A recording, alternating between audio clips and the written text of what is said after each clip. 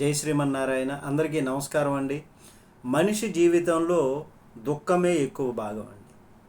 అది ఎలా అంటారా, మనిషి ఎన్నెన్నో ఆశలు ఆశయాలు, అవి తీరాలి ఇవి తీరాలి, ఈ కోరిక తీరితే ఇంకా ఆ కోరిక తీరాలి, ఎట్లాంటి కోరికల మీద ప్రవాహంలోగా కొట్టుకుపోతాడు. ఈ కోరికలు ఒకదాని తర్వాత ఒకటి పుట్టుకొచ్చేస్తాయి. అవి తీరకపోతే కోరికలు అన్నీ తీరిపోతాయా అండి? తీరవు కదా. తీరకపోతే దానిలోంచి కోపం, దా కోపం తరువాత విచక్షణ కోల్పోతాడు. ఏ విధంగా ప్రవర్తిస్తాడో తన జ్ఞానాన్ని కోల్పోయి ప్రవర్తిస్తాడు. తనను ఆశ్రయించిన వాళ్ళు కూడా అశాంతికి లోనవుతారు. తనతో పాటుగా కుటుంబం కూడా అశాంతికి లోనైపోతుంది. మరి ఈ విధంగా అంతా దుఃఖమయము అనేటటువంటి విధంగా తయారవుతుంది వ్యక్తి జీవితం.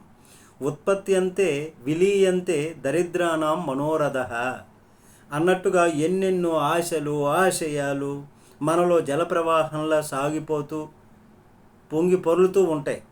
అవి తీరకపోతే మనిషిలో విషాదం ఏర్పడుతుంది, కోపం వచ్చేస్తుంది, విచక్షణ కోల్పోతాడు, ఏం చేస్తున్నాడో తెలియకుండా ప్రవర్తిస్తాడు. అవి తీరితే ఆనందము పొంగు కలుగుతుంది. చాలా వరకు కోరికలు తీరవండి. అందుచేత మనిషి జీవితంలో విషాదమే ఎక్కువగా ఉంటుంది. కానీ ఆ విషాదం ఏర్పడినప్పుడు ఏ విధంగా ప్రవర్తించాలో తెలుసుకోవటం అన్నది చాలా అవసరం. నిజంగా తను కోరుకున్నటువంటి కోరికలు తీరాలి అనుకునేటప్పుడు తీరని క్రమంలో ఆ విషాదానికి స్పందించాల్సినటువంటి రీతి ఏ విధంగా ఉండాలి, దాన్ని తట్టుకొని నిలబడగలిగేటటువంటి వ్యక్తిత్వం కలిగి ఉండాలి వ్యక్తికి. అప్పుడు తను నిలబడగలుగుతాడు. దాన్ని తెలుసుకోవటం అన్నది అవసరము. అది ఆధ్యాత్మిక విద్యలో అది దొరుకుతుంది.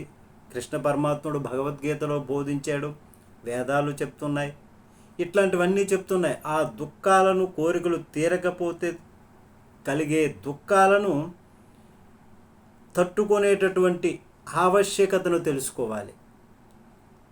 ఆ విధంగా వ్యక్తి జీవితంలో ముందుకు సాగాలి. కాబట్టి అన్ని కోరికలు కోరుకున్నటువంటివి అన్నీ తీరవండి. తీరనప్పుడు ఈ విధంగా తెలుసుకునేటటువంటి మార్గం ఎంతైనా అవసరము. జై శ్రీమన్నారాయణ. అందరికీ నమస్కారం.